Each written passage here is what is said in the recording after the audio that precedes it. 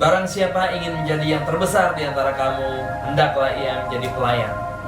Dan barang siapa yang ingin menjadi yang paling terkemuka di antara kamu, hendaklah ia menjadi hamba.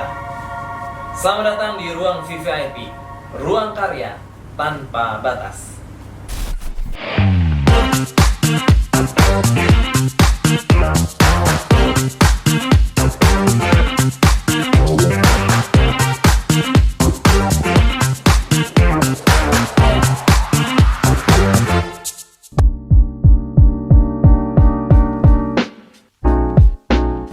Kita tahu bahwa teater itu memiliki banyak sekali unsur ya, banyak sekali teman-teman kita yang menjadi pekerja produksi ataupun menjadi aktor di dalam sebuah pementasan. Dan itu biasanya melibatkan teman-teman make up, teman-teman kostum, lighting, properti, sound system, dan lain-lain, termasuk juga stage manager, penulisan naskah, dan lain-lain. Banyak pilihan di dalam teater, banyak unsurnya, jadi sangat bisa sekali kita memilih apapun yang Anda ingin kerjakan di dalam sebuah produksi seni pertunjukan, khususnya teater. Kalau saya sendiri memang saya memilih untuk menjadi seorang sutradara, dan memang saya punya passion di situ. Karena di dalam penyutradaraan saya bisa mengeksplor kemampuan-kemampuan yang saya punya gitu. Khususnya gimana caranya saya membimbing, bagaimana caranya saya membina, bagaimana caranya tentunya kita memotivasi orang lain agar bisa menemukan potensinya di dalam sebuah permainan, bagaimana kita bisa membuat aktor itu berkreasi melalui daya pikirnya masing-masing gitu loh. Nah, itulah tugas seorang sutradara kalau menurut saya, dan memang saya punya passion sekali di situ dan pingin banget membuat teman-teman yang menjadi aktor-aktor saya dan kru-kru saya menjadi lebih optimal daripada yang sebelumnya. Sutradara itu pilihan saya.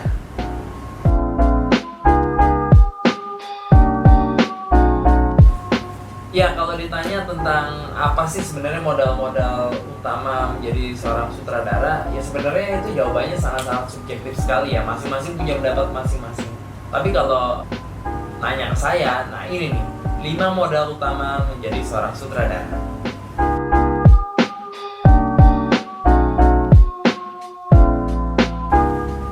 Yang pertama adalah kebijaksanaan.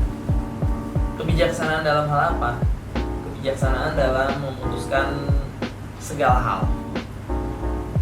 Nah, kadang-kadang gini teman-teman, kalau kita dalam suatu proses produksi, kadang-kadang sering terjadi bahwa rencana yang seharusnya A itu tidak menjadi A, bisa jadi B, C, atau sampai Z bahkan gitu. Nah, di sini nih sangat dibutuhkan kemampuan seorang sutradara untuk memimpin proses produksi ini agar dia bisa memutuskan tanpa menggunakan emosi pribadi dia, tapi lebih mengutamakan kepentingan grup, mengutamakan kepentingan bersama, dan tentunya bagaimana dia bisa mengambil keputusan-keputusan yang mungkin tidak bisa memuaskan semua pihak, tapi dia bisa mengcover up bagaimana semua pihak bisa merasakan kepuasan yang sama, walaupun mungkin tidak bisa, tapi dia akan melakukan hal-hal segala cara untuk terus mendukung proses produksi agar terus berjalan dengan lebih baik.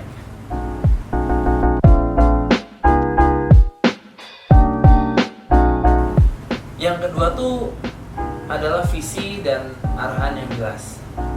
Ya, seorang sutradara tuh ketika memulai proses produksi itu, kalau menurut saya pribadi, harus bisa membagikan visinya kepada para pemain dan para krunya. Jadi dari awal sudah satu visi nih. Ketika sudah satu visi, tentunya dia harus memberikan arahan. Arahannya tuh juga harus jelas. Mau melangkah kemana, mau bentuknya seperti apa, target-targetnya apa, ya. Sehingga dengan punya arahan yang jelas, itu sebuah tim itu bisa melaju dengan lebih cepat daripada tidak punya arahan yang jelas gitu. Nah, ini bukan berarti tengah-tengah nanti arahannya tidak bisa berubah, bukan berarti itu. Di tengah-tengah bisa berubah mungkin arahan itu. Tapi ketika berubah arahan, tentunya dia akan kembali mengundang semua tim, mengumpulkan, dan kembali memberikan arahan yang menurut dia harus seperti ini. gitu loh. Jadi jangan sampai teman-teman kru kita dan pemain-pemain Anda itu tidak tahu apa maksud Anda. Jangan sampai terjadi seperti itu. Seorang sutradara harus bisa dimengerti oleh para pemain dan krunya. Jangan sampai pemain dan kru Anda itu tidak mengerti apa maksud Anda, karena itu akan menjadikan sebuah tim berantakan dan tidak akan bisa melaju dengan cepat. Syarat utama adalah sebuah tim harus bisa Anda arahkan dan mereka bisa memahami Anda, dan kita tahu mau kemana tim ini berjalan, visi dan arahan yang jelas.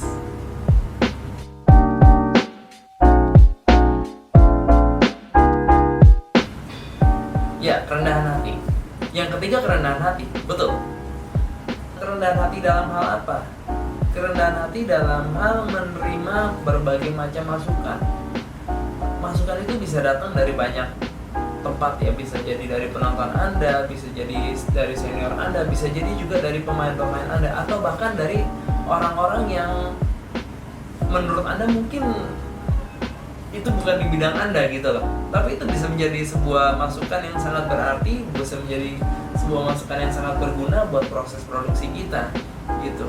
Tapi kita sebagai seorang sutradara harus mampu membuka kerendahan hatian kita untuk menerima semua masukan, lalu kita olah, lalu kita memasukkan itu ke dalam proses produksi sehingga proses produksi bisa menjadi lebih lancar ya. Bukan berarti kerendahan hati ini untuk merubah diri Anda gitu, bukan, tapi bagaimana biar proses produksi ini bisa berlangsung menjadi lebih baik gitu. Itu diperlukan kerendahan hati.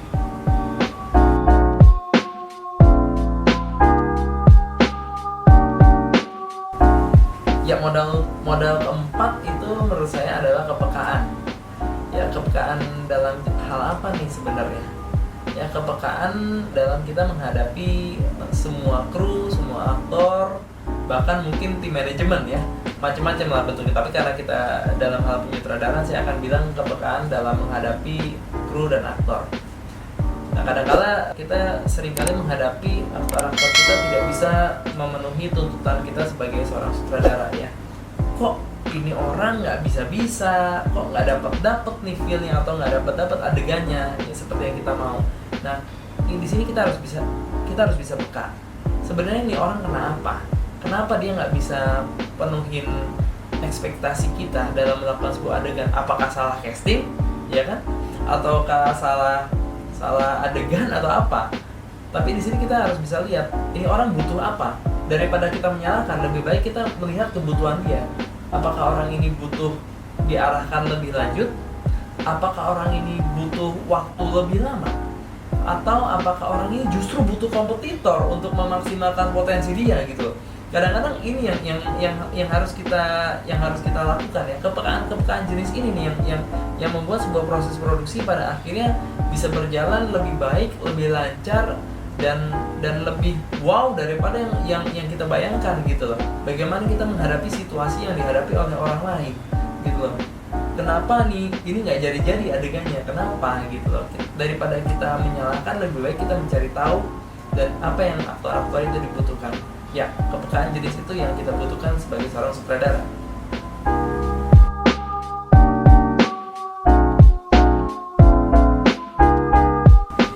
Modal berikutnya kalau menurut saya itu adalah soal kesabaran.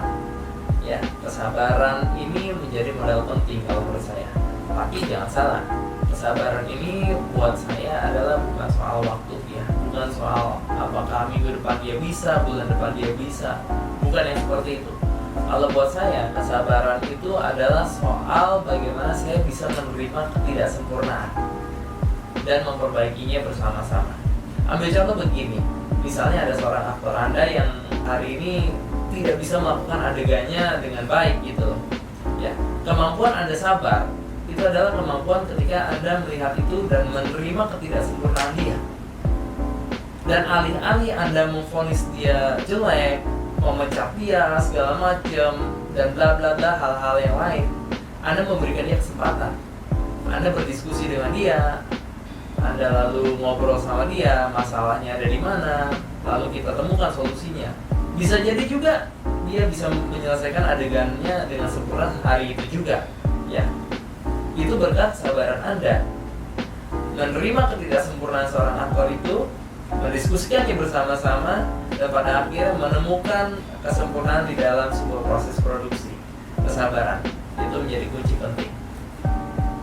Ya, itu dia tadi 5 modal menjadi seorang sutradara menurut saya. Ya, sekali lagi bisa berbeda dengan pandangan banyak orang, tapi minimal itu menurut saya, dan semoga apa yang saya sharingkan bisa membantu teman-teman dalam menggeluti penyutradaraan.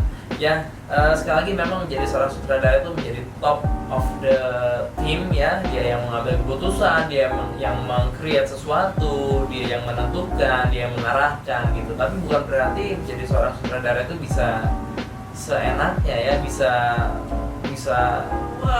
melakukan apapun gitu. Yang harus diingat, teater atau seni pertunjukan itu bukan one man show.